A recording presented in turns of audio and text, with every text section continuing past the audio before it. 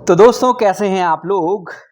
उम्मीद है अच्छा ही कर रहे होंगे। पिछले कुछ वक्त से हम आपसे नहीं मिल पाए थे, उसके लिए क्षमा चाहते हैं, लेकिन वापस हम लौट कर आए हैं अपने बुक डोज के लिए एक नई किताब के साथ, जो है ये द साइकोलॉजी ऑफ मनी। देखो, मनी कोई ह्यूमनली चीज नहीं है, बट स्टिल अगर मैं साइकोलॉजी की बात अगर करूं तो it is not actually psychology of money, it is psychology of human. ठीक है। किताब के बारे में थोड़ा सा बता देता हूं। देखो, बुक रिव्यू करने तो हम आते नहीं है, हम तो आते हैं बताने, अंदर का कंटेंट, एग्जैक्ट बात आप लोगों के सामने लाने के लिए। लेकिन थोड़ा सा बता देता हूं कि भैया 20 चैप्टर हैं। ठीक है। 20 के 20 चैप्टर जो बुक के ऑथर हैं वो कहते हैं कि अगर आप कोई भी बीच से उठाओ, एक चैप्टर पढ़ लो, तो भी आपके लिए उतना ही बेनिफिशियल होने वाला है जो कि आप शुरू से लास्ट तक जाओ।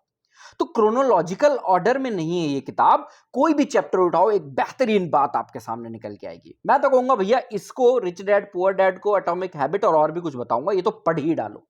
लेकिन फिर भी टाइम कम है तो ये डोज तो जरूर देख लो, और लगता है कि जिन्हें इस डोज की जरूरत है उन्हें आगे भी बढ़ा दो। सीधा वापस आते हैं किताब पे। आज मैं किताब के अंदर के किसी डोज के बारे में बात नहीं करूंगा, लेकिन बहुत ही बेहतरीन एक डोज जो इस किताब के अंदर से ही निकल के आएगा उसके बारे में बात करूंगा। किताब शुरू नहीं करूंगा। सबसे पहली चीज जो इस किताब ने सबसे शुरुआत में कही है, देखो मैंने हाईलाइट करके रखा है, नेपोलियन ने क्या कहा था। नेपोलियन ने कहा था, ए genius is the man who can do the average things when everyone else around him is losing his mind. यानी कि ऐसा नहीं है कि जो जीनियस आदमी है वो हर दिन कुछ चमत्कार ही कर दे, आविष्कार ही कर दे। ऐसा नहीं है।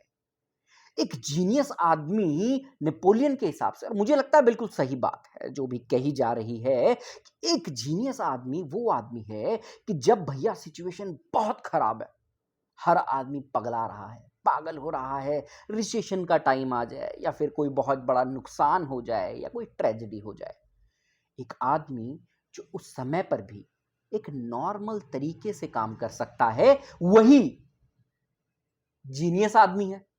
ठीक है। और दूसरी एक बात जो इस किताब में लगभग लगभग मैं कहूंगा इसके ऑथर ने जो ये आगे साइकोलॉजी ऑफ मनी बताई है, और मैं ये भी बताऊं कि साइकोलॉजी ऑफ ह्यूमन होती है, मनी नहीं होती है। तो मनी के साथ ह्यूमन साइकोलॉजी कैसे काम करती है वो किताब पूरी तरह से चटक बता देगी आपको। और उसी से एक वर्ड आप जिंदगी में हमेशा अपने दिमाग में डाल देना, मैं बोलता हूं भैया यही है जो कुछ है। इसके अंदर से ही मैंने लिखा था, सबसे आगे लिख दिया, बड़ा अच्छा लगा इसलिए लिख दिया। ठीक है। You are not a spreadsheet, you are a person, a screwed up emotional person. ठीक है। अब आपको लगेगा यार इसमें क्या बहुत ज्यादा स्पेशल बात है, तो बताता हूं। देखो भैया, सिंपल सी चीज है ना, जो प्रोसेस है और जो उसका प्रोसेसर है।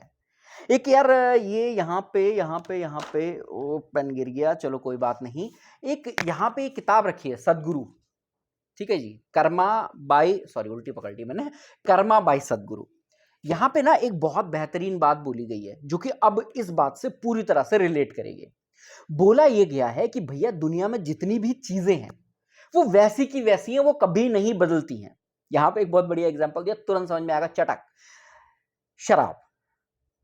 भैया देखो, शराब जो है उसमें अगर अल्कोहल का परसेंटेज सम 40-43 जितना भी है, बियर में 6-8, देखो जानकारी मुझे यहाँ भी है। ठीक है।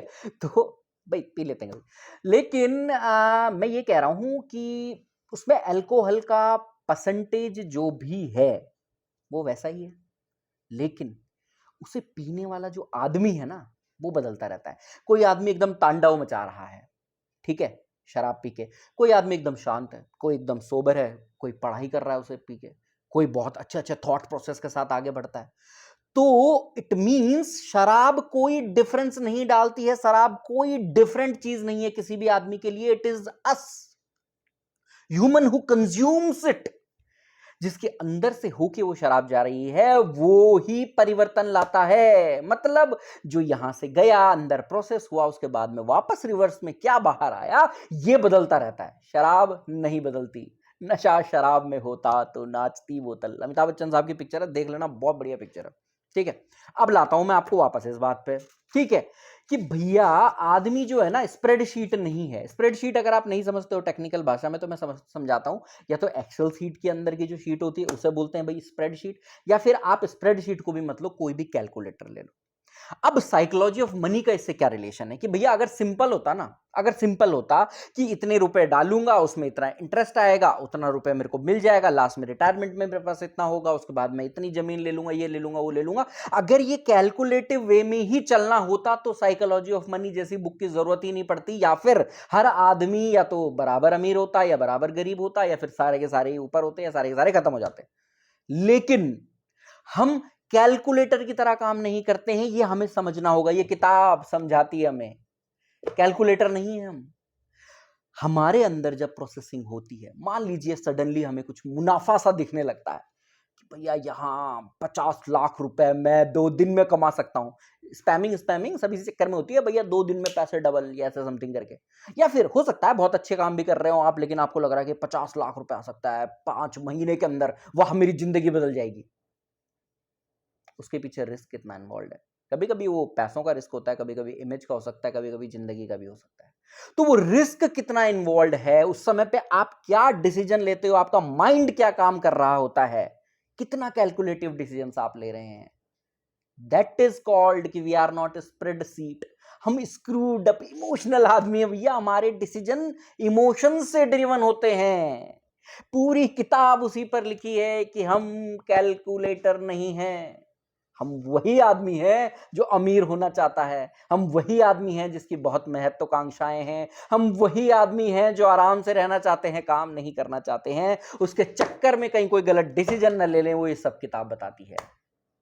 तो जब बहुत सिंपल सी कैलकुलेशन आपके सामने आने लगेंगे ना कि भैया ठीक है इतना रुपए जोड़ूंगा, इतना रुपए जोड़ूंगा, 10 साल में इतना हो जाएगा, फिर 15 साल में इतना हो जाएगा, यार ऐसा हो नहीं पाता है ना। अचानक शेयर मार्केट उछाल मारता हुआ दिखता है, तुरंत से बोला ये वाला शेयर उठा लेता हूं, पता चला उसी दिन डाउन हो।